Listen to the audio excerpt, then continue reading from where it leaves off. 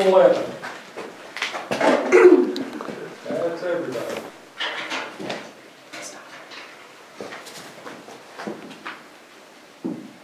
I always tell who's been in jail before they get nervous when I lock that gate. I think every time a stalactite would grow, then the next time it flooded, water comes roaring down and breaks them loose and washes them away.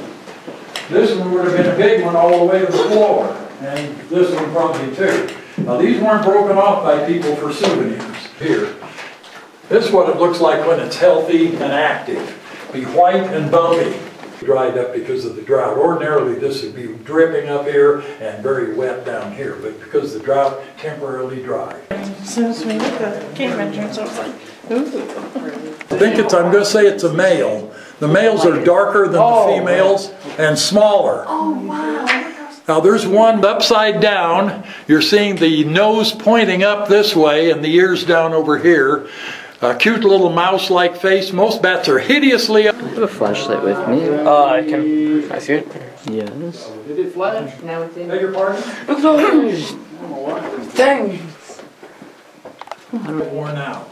I'd much rather have a smudge on the wall than have somebody get tired. So there are places throughout where you can at least lean on the wall. I think this is about the only place that has a good seating. Humidity really constant about 8%. No, temperature of the rock is 58. Temperature of the air is 68 to 70.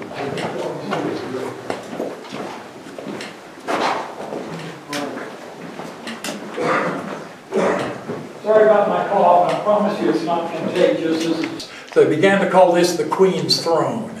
Then this room became known as the Queen's Chamber, and later on, years later, when they found this deep Rockweiler. Anyway, tunnel over here behind us, a little bit bigger than that. Now, if you're using a flash, my light's going to be too much for it, but this wanted you to be able to see it. So econspicious and too much afraid of the dark.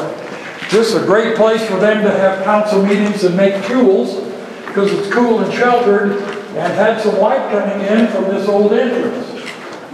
Well, natural opening through the wall gradually up to the surface 35 feet up. Civilian Conservation Corps filled it in with concrete when they're finished digging, keep out rainwater, vandals, and large animals. This is all concrete that's been molded to look like rock, so it would just be an early wall there. Heading due north towards Vernon, 8 miles in that direction.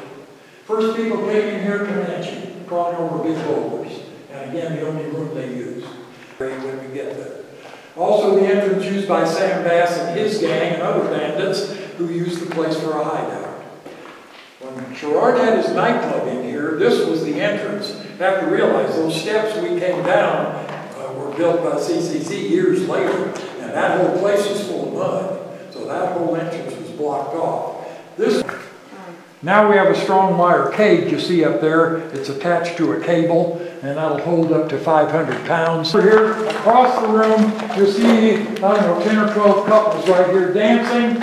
Look carefully at how they're dressed, and you won't believe it. Every woman in that photograph's in white, high-heeled shoes, cocktail dresses. Half the men are in suits.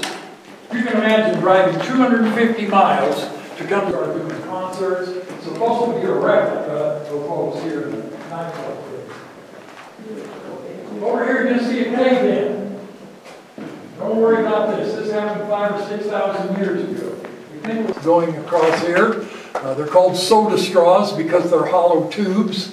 They're in a line, stalagmites that are brown, reddish brown. That's because they have all that iron in the water. So they will look, when you get up there, they'll look like they're dead. They are not. They're just 50 miles of right here. All this volcanic stuff that you see around here, very rich in minerals. So even some very rare stuff can be found around here. About the only thing you don't find is diamond. Apparently the lava didn't get hot. Get going. Here's a little bit of a grip up here, but not too much. Over here is a pit. No handrail beneath the sharp turn. You also see scratches and scrapes over here from the CCC picks and shovels.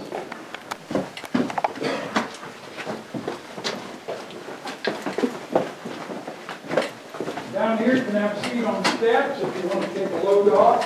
You can go up and sit on the rocks up there if you want to do that. This room in the attic, it's called the bat room. Look up here, you see why. This big black place up here as well. 500,000 Mexican free-tailed bats in here at one time. The guano where you guys are sitting was 5 feet deep. Here, there's his eye, there's his nose, which is all dirty for people rubbing it for good luck if you want to. Cave down there called Cave Without a Name.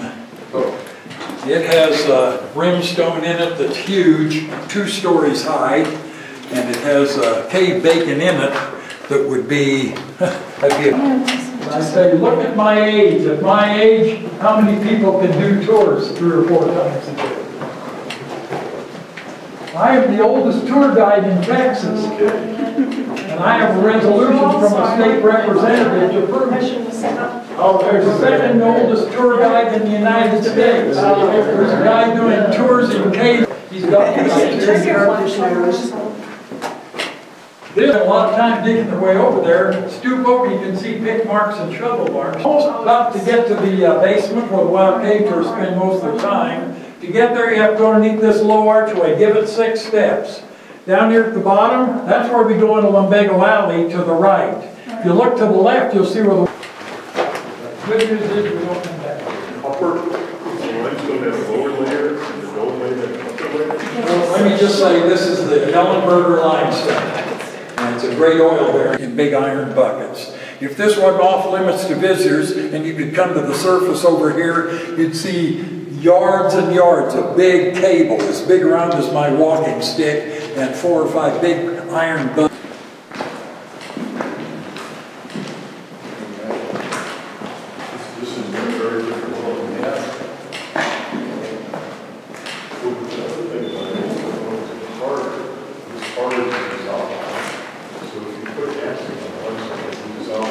When I said I do 3 or 4 tours a day, that's not quite true. We've got to do high school next week, and college the week after that. Every now and then you'll see these concrete blocks. All that is a marker. Why is it so big? I was told it's because they had to be able to see it by kerosene lantern light, so that makes sense. Of course, when the water comes see an active stalactite. I think it's still dripping a tiny bit. It's almost dry. You'll see next to the trail where it's all brown and oily, where people have touched it, and that makes them stop growing. So don't touch shamus, flipper. This one right ahead of you is called the Eagle's Wing. Oh. Every time it rains hard, water gushes through the wall. This is just a very hard lens of dolomite.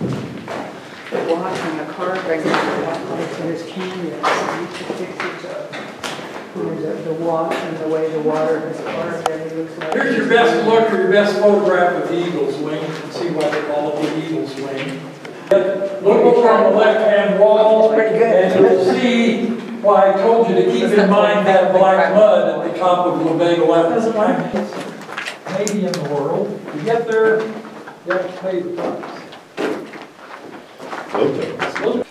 And right here, you can see lens quality calcite. Absolutely no, impurities at all. From the limestone, calcium carbonate. Now the water begins to evaporate. Down here at the bottom is the lowest place on the tour, right here. You have to bend over double. This is my walking stick. On this side? I don't know. You pointed to it.